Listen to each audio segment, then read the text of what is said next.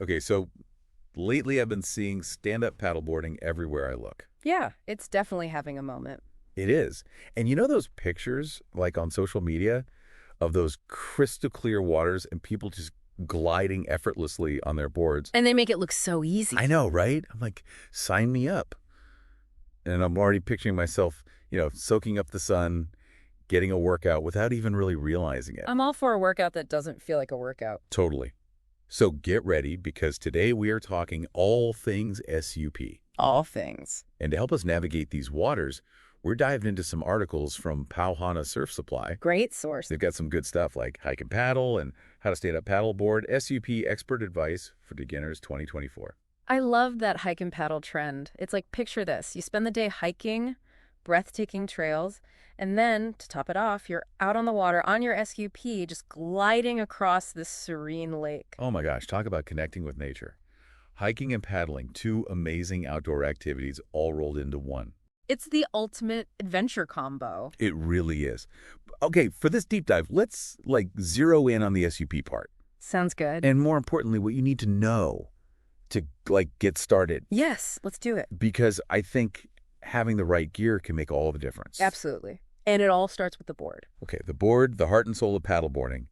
But it can feel kind of overwhelming though, right? Definitely. Because it's like, where do you even begin? Long, short, inflatable, solid. So many choices. How do you choose? Well, it all boils down to a few key things.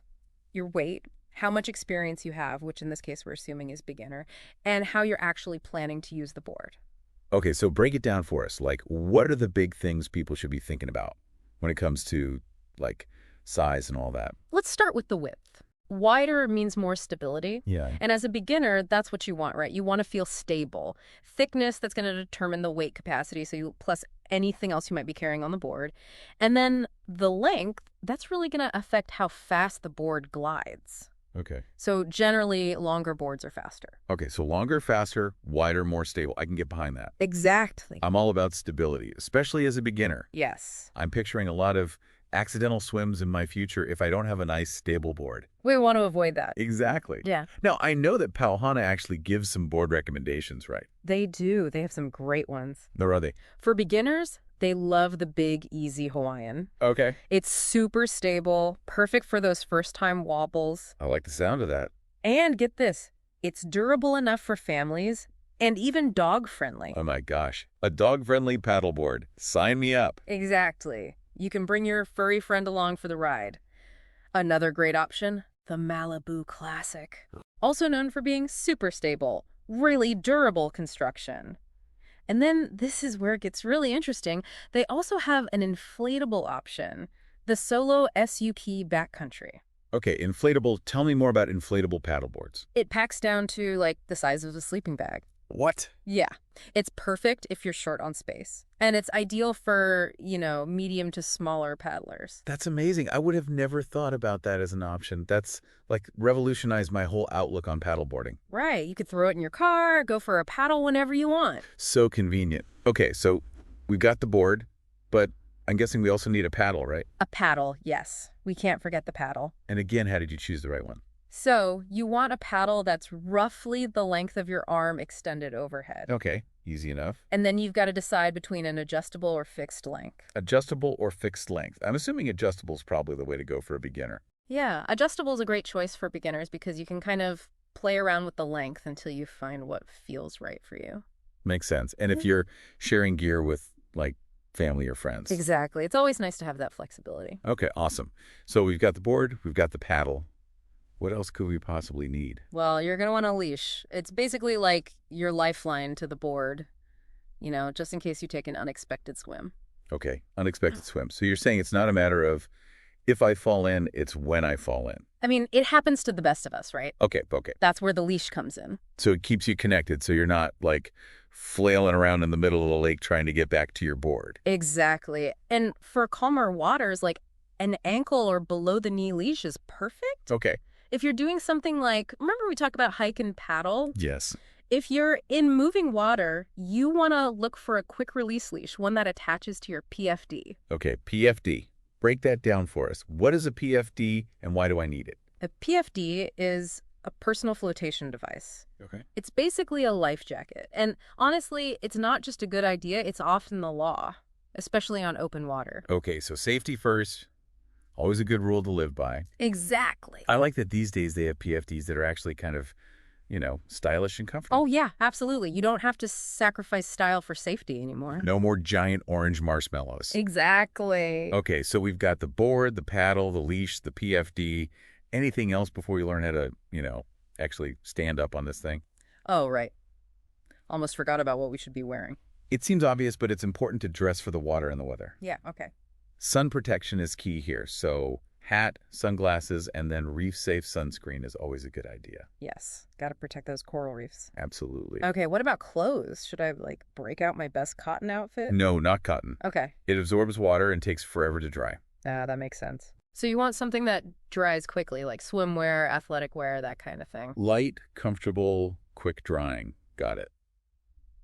Okay, so I think I'm mentally prepared for my first SUP adventure. Awesome. But how do I actually go from, standing on solid ground to, not falling into the water? That's the million-dollar question, right?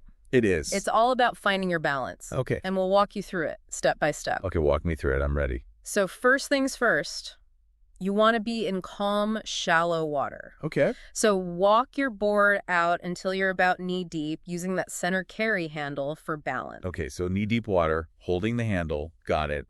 What's next? You're going to place your paddle horizontally across the board, kind of like a balancing beam. Okay. And then, with your hands on the paddle shaft, you're going to slowly start to stand up 1 foot at a time. Okay. This is all starting to feel very real. I feel like I could already feel myself wobbling. And you know what? A lot of people, when they first stand up, they want to look down at their feet. Yeah, to see if they're doing it right. Right, exactly. But here's a little pro tip. Okay. Focus your gaze on the horizon. It feels a little counterintuitive, but it does wonders for your balance. Really? Okay, no looking down. Got it. Exactly. Okay, so I'm upright. What's the secret to staying that way? You want to think of yourself as like a strong, stable tree. Okay. Roots are firmly planted, feet hip-width apart, parallel, knees slightly bent, and your back is straight. Okay. Good posture is key. So no slouching on a paddleboard. Yeah. Check. Okay, so I've got my feet, my posture. What do I do with my arms? So your arms are going to do the work, of course. So imagine you're reaching, twisting, and pulling, almost like you're trying to grab a handhold in the water. Your top hand is on the T-grip of the paddle. Your bottom hand is going to be a comfortable distance down the shaft. Okay, so reach, twist, pull. It's kind of like a rhythmic dance move almost. Exactly. Yeah. And you want to engage those core muscles. Okay. Remember, you're initiating the movement from your hips, not just your arms. Okay, so it's a full body experience. It is. A full body workout with a view. Okay, this is good.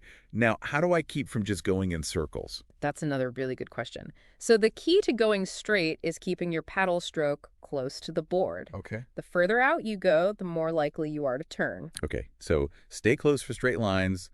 Venture out if you want to turn.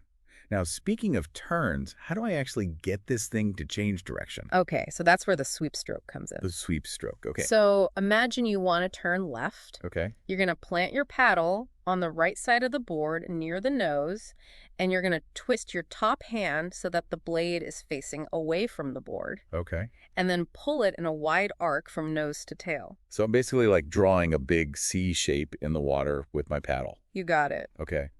And the bigger the C, the sharper the turn. Okay, so it's like a gradual C for a gradual turn. Exactly. And you can also do a reverse sweep stroke to turn in the opposite direction.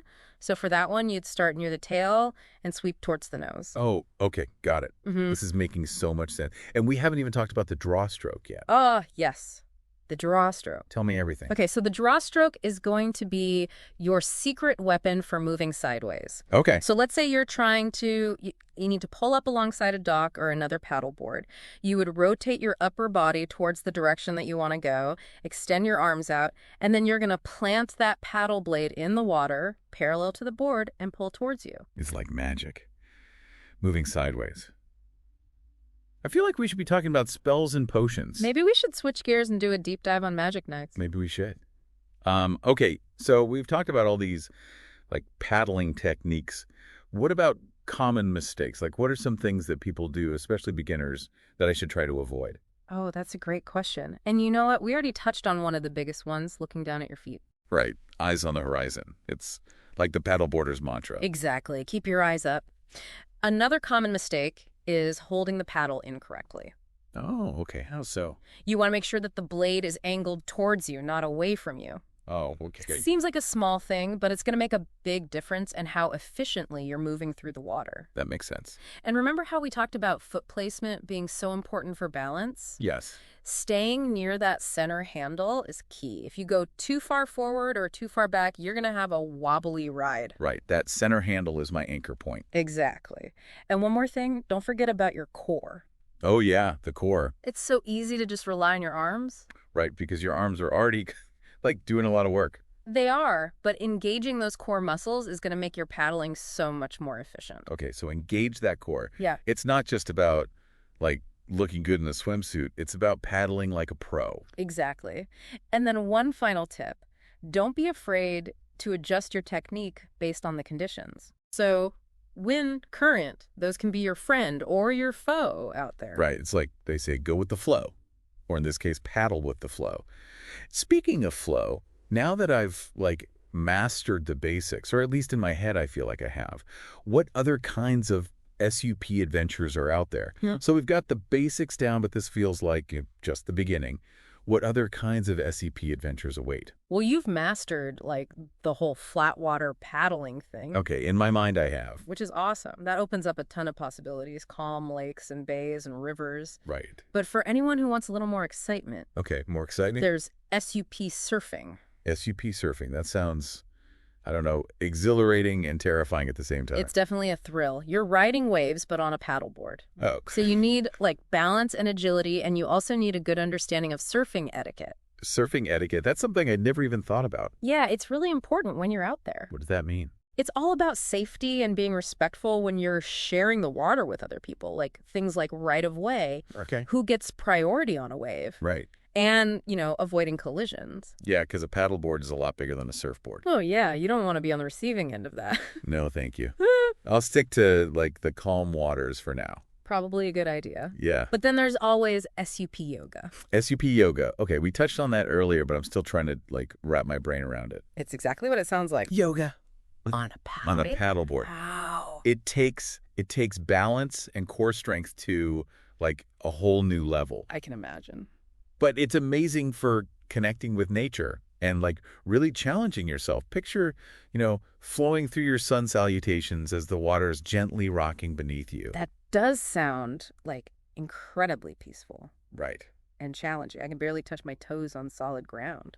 That's okay. It takes practice. And hey, if you're feeling adventurous and you want to like cover some serious ground, there's SUP touring. SUP touring. Tell me more. So picture this.